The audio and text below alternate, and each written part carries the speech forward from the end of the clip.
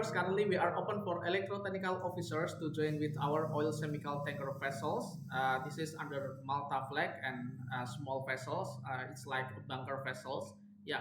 We are open for Ukrainian electrotechnical officers with basic Spanish speaking. But if you didn't have it, you can learn it first. It's no problem. And the salary will be 8,000 US dollar per month with rotation 3 months on and 3 months off, and we need for as soon as possible joining. And we need also for the next rotation, that is 3 months later. So it's no problem if you are not available to join as soon as possible, so we can consider you in the next rotation.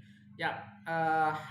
The requirement for these vacancies, you need to have a dual fuel engines and four-stroke diesel electric propulsion system, and VFD, that is variable frequency drive system experiences. And also if you are accepted, you need to obtain IKF certificate.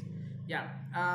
Also, you need to have all completed document, including oil and chemical tanker for advance. So if you have all this requirement, you can send your application to our email, or you can put it directly to our link database.